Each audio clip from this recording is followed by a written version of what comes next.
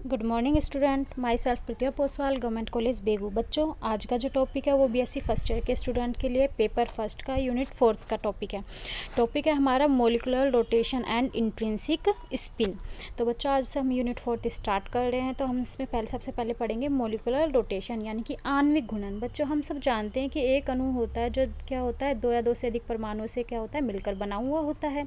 और ये जो परमाणु होते हैं ये परस्पर एक विद्युत चुंबकीय बलों द्वारा आपस में क्या होते हैं, बंधे हुए होते हैं। यानी कि परमाणु आपस में विद्युत चुंबकीय बलों द्वारा बंधे होते हैं और ये आपस में मिलकर क्या बनाते हैं, एक अणु का निर्माण करते हैं।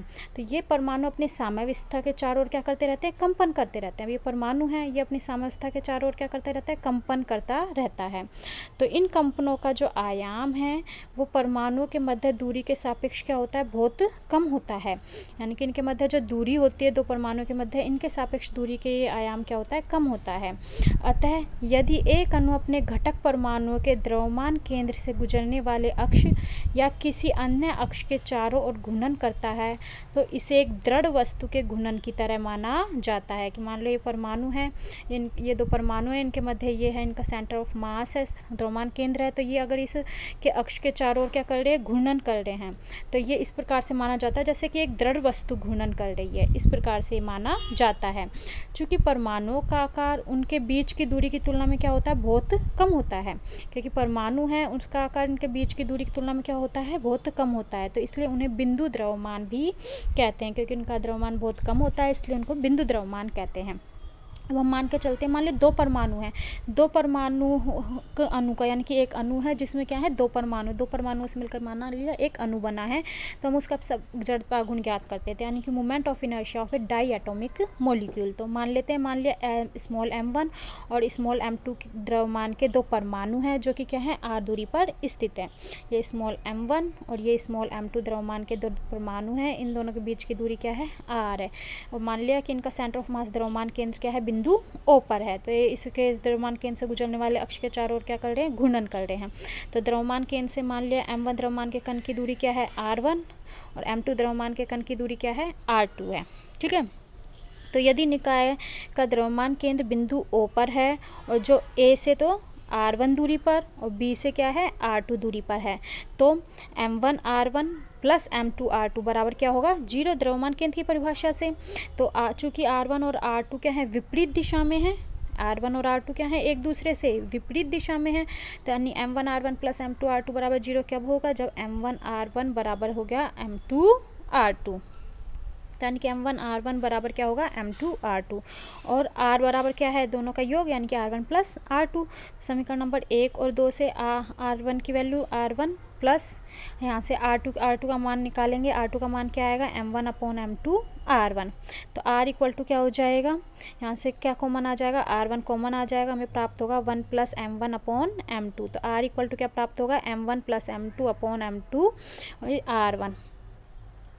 तो इसलिए हम r1 जब निकालेंगे तो यहाँ से r1 का मान जो होगा, r1 निकाले तो r1 का मान क्या होगा, ये इस तरफ चल जाएंगे तो r m2 upon m1 plus m2, यानी कि r1 का हमें मान प्राप्त होगा m2 upon m1 plus r। इसी प्रकार से जब हम r2 का मान ज्ञात करते हैं तो हमें प्राप्त होता है m1 upon m1 plus m2 r। तो मान लिया माना अणु है जो CM के से गुजरने वाली यानी सेंटर ऑफ मास से गुजरने वाली एवं AB के लंबवत अक्ष Z के अक्ष के चारों ओर क्या कर रहा है, घूर्णन कर रहा है। यानी ये सेंटर ऑफ मास से गुजरने वाली इस अक्ष के चारों ओर क्या कर रहे हैं, ये अणु क्या कर रहा है, घूर्णन कर रहा है। तो अणु का जड़त्वाघूर्ण के फॉर्मूले से I इक्वल टू क्या हो जाएगा, m1 r1 square plus m2 r2 square. तो r1 और r2 का मान हम इन समीकरण से पुट कर देंगे। हम r1 और r2 का मान हम पुट करेंगे तो हमें प्राप्त होगा I is equal to m1 m2 r upon m1 plus m2 का whole square plus m2 m1 r upon m1 plus m2 का होल स्क्वायर। खोलेंगे तो हमें प्राप्त होगा I बराबर m1 m2 square r square upon m1 plus m2 का whole square plus m2 m1 square r square upon m1 plus m2 का whole square. इन दोनों में से क्या कॉमन आ रहा है, m1 m2 upon m1 plus m2 का होल स्क्वायर कॉमन आ जाएगा। अंदर क्या बचेगा, m2 plus m1 r square. m2 plus m1 से एक m2 प्लस m1 कैंसिल हो जाएगा। तो I इक्वल टू हमें प्राप्त होगा m1 m2 upon m1 plus m2 r square. यानी कि I हमें प्राप्त होगा म्यू r स्क्वायर। यहाँ पर म्यू क्या है, m1 m2 upon m1 plus m2 को क्या माना गया है, म्यू माना गया। यानी कि जहाँ म्यू है m1 m2 upon m1 plus m2। M2, जिसे क्या बोलते हैं हम, द्विपरमाणुक अणु का सामान्य द्रव्यमान या रिड्यूस मास कहते हैं। ये तो थे जब दो परमाणुओं से मिलकर अणु बनता है तो जड़त्वागुण। अब अगर त्रिपरमाणुक अणु का जड़त्वागुण ज्ञात करें तो यानी moment of inertia of try atomic molecule. तो यदि त्रिपरमाणुक अणु में तीनों परमाणु एक सरल रेखा में स्थित हों, पहले हम ये मानकर चल रहे हैं तीनों परमाणु क्या है, एक सरल रेखा में स्थित है, जैसे कि CO2 कार्बन डाइऑक्साइड में कार्बन परमाणु C अणु का द्रव्यमान केंद्र है यहाँ पर, ये और ये O और ये यानी कि CO2 में ये एक सरल रेखा में बना रहे हैं, जिस पर C के पर क्या है, द्रव्यमान केंद्र, यानी कि इस पर एक अक्षर जिसके चारों ओर क्या करेगा, घूर्णन करेगा। तो यदि ऑक्सीजन परमाणु का द्रव्यमान ये ऑक्सीजन परमाणु का द्रव्यमान है जो C से कितनी दूरी पर है, R दूरी पर है। तो यदि ऑक्सीजन परमाणु का द्रव्यमान m है और वो कार्बन C से कितनी दूरी पर है, R दूरी पर है, तो CO2 का जो जड़त्वागुण होगा वो C से गुजरने वाले एवं तीनों परमाणु को जोड़ने वाली रेखा के क्या होगा, लंबवत होगा।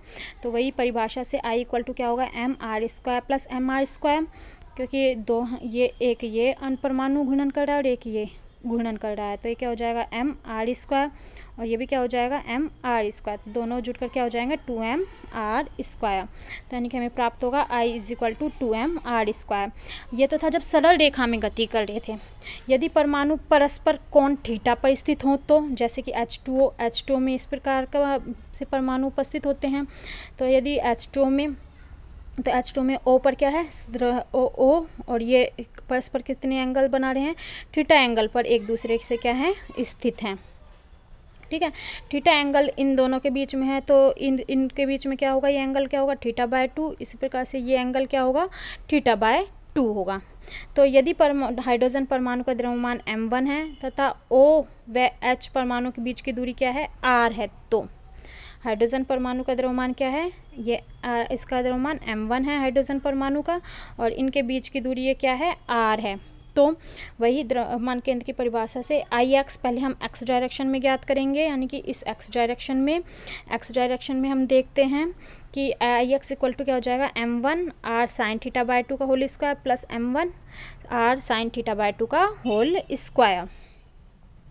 तो x डायरेक्शन में हम देखेंगे तो इसका मान क्या आ जाएगा, m1 साइन θ/2 का होल स्क्वायर, और इधर भी क्या हो जाएगा, m1 साइन θ/2 का होल स्क्वायर। तो यहाँ पर हमें Ix का जो मान प्राप्त होगा वो क्या होगा, 2m1 r² साइन स्क्वायर θ/2। इसी प्रकार से जब y अक्ष के सापेक्ष, जो कि x अक्ष के क्या है, लंबवत है तथा O से गुजरता है, तो उसके लिए जब हम निकालेंगे तो Iy इक्वल टू क्या हो जाएगा, m1 r cos θ/2 का whole square plus m1 r cos θ/2 का होल स्क्वायर। तो ये हो जाएगा y equal to 2m1 r² cos square θ/2। तो ये y1 के लिए y के लिए निकल जाएगा और ये Ix के लिए मान हमें प्राप्त हो जाएगा।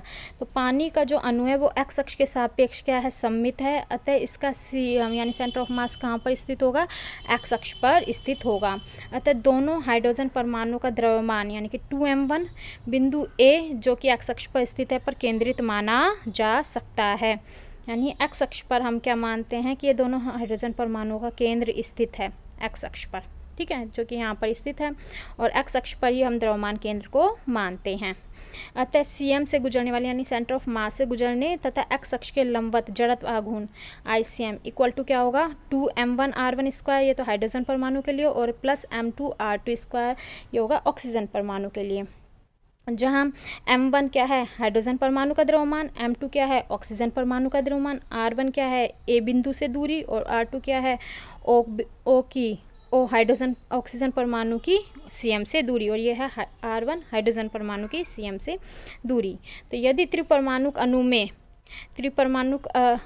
अब यदि हम त्रिपरमाणुक अणु में अगर तीनों अलग अलग भिन्न भिन्न परमाणु हो, द्रव्यमान हो, तो अभी तो हम H2O लेकर चले थे तो इसमें H दो सेम थे, अगर तीनों ही अलग हों तो जो जड़त्वाघूर्ण आता है वो क्या आता है, ICM equal to m1 r1² plus m2 r2² plus m3 r3²। तो अगर वो सरल रेखा में होता है तो इस प्रकार से होते वो, और यहाँ पर इनका सेंटर ऑफ मास यानी कि m1 m2 और ये m3, जहाँ से r1 CM से दूरी, ये r2 CM से दूरी, और ये r3। और अगर ये इस प्रकार से संरचना बनाते सरल रेखा में ना होकर, तो इनका सेंटर ऑफ मास इनके मध्य में होता। तो ये तो था आणविक रोटेशंस की जड़त्व आघूर्ण का मान। अब हम पढ़ेंगे इंट्रिंसिक स्पीड यानी कि आंतर चक्रण क्या होता है। कोणीय संवेग बच्चों क्या होते हैं, दो प्रकार के होते हैं कोणीय संवेग एंगुलर मोमेंटम। एक तो आंतर कोणीय संवेग यानी इंट्रिंसिक एंगुलर मोमेंटम, और दूसरे होते हैं कक्षीय कोणीय संवेग यानी कि ऑर्बिटल एंगुलर मोमेंटम। तो यहाँ हम पढ़ेंगे वो है इंट्रिंसिक एंगुलर मोमेंटम। तो एक बहुकण निकाय यानी कि जो अनेक कणों से मिलकर कोई निकाय बना हुआ होता है, एक बहुकण निकाय का इंट्रिंसिक एंगुलर मोमेंटम LINT उसके द्रव्यमान केंद्र C के सापेक्ष कुल कोणीय संवेग होता है। यानी कि इंट्रिंसिक एंगुलर मोमेंटम क्या होता है, किसी भी द्रव्यमान केंद्र के सापेक्ष जो कुल कोणीय संवेग होता है उसी को क्या बोलते हैं, इंट्रिंसिक एंगुलर मोमेंटम कहते हैं। तो अतः इंट्रिंसिक एंगुलर मोमेंटम एक निकाय का एक खुद का स्वयं का एक गुण होता है जो कि उस प्रेक्षक पर निर्भर नहीं करता, यानी निकाय का खुद का गुण होता है, बाहर के किसी भी पार्टिकल पर वो डिपेंड नहीं करता, उस निकाय का खुद का गुण होता है। तो एक दृढ़ वस्तु या एक मूल कण यानी कि एलिमेंट्री पार्टिकल के लिए इंट्रिंसिक एंगुलर मोमेंटम को क्या बोलते हैं, इंट्रिंसिक स्पिन कहते हैं। तो जो इंट्रिंसिक एंगुलर मोमेंटम होता है यानी कि वस्तु का खुद का जो गुण होता है उसी को उसकी क्या बोलते हैं, स्पिन कहते हैं।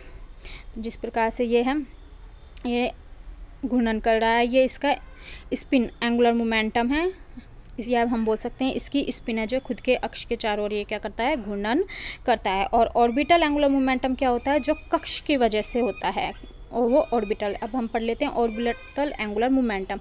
कक्षीय कोणीय संवेग को एल तंत्र के मूल बिंदु O के सापेक्ष निम्न प्रकार से व्यक्त करते हैं। ऑर्बिटल मोमेंटम जो होता है वो क्या होता है, RCM × P, जहाँ पर P क्या है संवेग और RCM क्या है द्रव्यमान केंद्र की दूरी। तो जहाँ पर P क्या है, एल तंत्र के सापेक्ष कुल रेखीय संवेग है, तो P = क्या हो सकता है, mv, तो यानी कि mvcm। अतः एल ऑर्बिटल कुल द्रव्यमान m के एक कण का कोणीय संवेग है जो द्रव्यमान केंद्र C पर माना जाता है। तो एल ऑर्बिटल क्या है, ये द्रव्यमान केंद्र C पर माना जाता है, इस पर इसका कुल कोणीय संवेग होता है। अतः कण निकाय का जो कुल कोणीय संवेग होता है वो क्या होता है, एक तो इंट्रिंसिक एंगुलर मोमेंटम और ऑर्बिटल एंगुलर मोमेंटम के योग के बराबर होता है। इंट्रिंसिक एंगुलर मोमेंटम पार्टिकल का खुद का गुण होता है, जबकि ऑर्बिटल एंगुलर मोमेंटम क्या होता है, उसके कक्ष के कारण कोणीय संवेग होता है। तो अर्थात किसी कण निकाय की गति द्रव्यमान केंद्र के परितः गति यानी कि द्रव्यमान केंद्र के चारों ओर गति और द्रव्यमान केंद्र की स्वयं की गति के अध्यारोपण से होती है। जैसे उदाहरण के रूप में एक व्यक्ति जब स्पिन करती हुई गेंद को फेंकता है तो कुल कोणीय संवेग स्पिन के कारण कोणीय संवेग द्वारा तथा व्यक्ति के सापेक्ष गेंद की कक्षीय गति के कारण कोणीय संवेग के द्वारा होता है। यानी कि जब एक व्यक्ति कोई भी गेंद फेंकता है तो गेंद फेंकता है यानी कि उसकी कक्षीय गति के कारण, और एक गेंद खुद के स्पिन करती रहती है। तो यानी कि एक तो उसकी स्पिन के कारण यानी के कारण, और एक बॉल की स्पिन के कारण। बॉल खुद भी स्पिन होती रहती है, गति करती है, कोणीय संवेग होता है, साथ ही उसके एक इस प्रकार से कक्षीय गति के कारण भी कोणीय संवेग होता है। तो इन दोनों के कारण ही होता है, जैसे कि आपको इस डायग्राम में दिख रहा है। तो ये ऑर्बिटल के कारण कक्षीय संवेग और एक इस गेंद की जो होती है खुद की स्पिन के चारों ओर कोणीय संवेग की वजह से होता है। जैसे पृथ्वी, नेक्स्ट एग्जांपल है, पृथ्वी सूर्य के चारों ओर चक्कर लगाती है और अपने अक्ष पर भी घूमती है। तो सूर्य के चारों ओर चक्कर लगाना यानी कि ऑर्बिटल, और खुद की अक्ष पर घूर्णन करना यानी कि स्पिन। तो अतः पृथ्वी का सूर्य के सापेक्ष कक्षीय कोणीय संवेग तथा द्रव्यमान केंद्र के सापेक्ष क्या होता है, स्पिन होता है। जैसे पृथ्वी है, ये क्या करती है, सूर्य के चारों ओर करती है, तो वो तो क्या होता है, ऑर्बिटल। सूर्य के चारों ओर इस प्रकार से, और खुद के चारों ओर करती है खुद की अक्ष पर, वो क्या होती है, स्पिन एंगुलर मोमेंटम। तो एक स्पिन युक्त इलेक्ट्रॉन जब एक परमाणु में नाभिक के चारों ओर चक्कर लगाता है तो भी वो दो कोणीय संवेग, एक तो स्पिन और एक कक्षीय। तो एक जब इलेक्ट्रॉन किसी नाभिक के चारों ओर चक्कर लगाता है तो एक तो इसकी वजह से, तो ये तो होती है कक्षीय, और एक खुद की अक्ष पर भी क्या करता रहता है, वो स्पिन करता रहता है द्रव्यमान केंद्र के चारों ओर। तो वो क्या होती है, स्पिन होती है उसकी। तो इस प्रकार से इसके दो होते हैं, एक तो क्या होता है ऑर्बिटल के कारण यानी कि अक्ष के चारों ओर, और एक खुद की अक्ष के चारों ओर स्पिन। तो इस प्रकार से ये स्पिन और ऑर्बिटल दो प्रकार के कोणीय संवेग होते हैं। तो बाह्य बल आघूर्ण की उपस्थिति में कक्षीय कोणीय संवेग के परिवर्तन की दर dl/dt = क्या होता है, टो एक्सटर्नल, यानी कि बाहर से अगर कोई बल दिया जाता है तो इस समीकरण की गणना जड़त्वीय निर्देश तंत्र में एक स्थिर बिंदु के सापेक्ष होती है। अब इसी प्रकार intrinsic angular momentum, intrinsic angular momentum क्या होती है, सीएम यानी कि सेंटर ऑफ मास के कारण। जो कक्षीय कोणीय संवेग होता है वो बाह्य बलाघूर्ण के कारण होता है, जबकि इंट्रिंसिक एंगुलर मोमेंटम होता है वो द्रव्यमान केंद्र के सापेक्ष बलाघूर्ण के कारण उत्पन्न होता है। तो यहाँ जहाँ टोसीएम क्या है, द्रव्यमान केंद्र के सापेक्ष बलाघूर्ण है। यह समीकरण द्रव्यमान केंद्र के लिए भी मान्य है, चाहे वह जड़त्वीय निवेश में ही हो, निर्देश तंत्र में हो। तो उम्मीद करती हूँ बच्चों आपको इंट्रिंसिक एंगुलर मोमेंटम यानी कि स्पिन समझ में आई होगी। फिर भी बच्चों कोई प्रॉब्लम हो तो आप व्हाट्सएप के थ्रू पूछ सकते हैं। Thank you.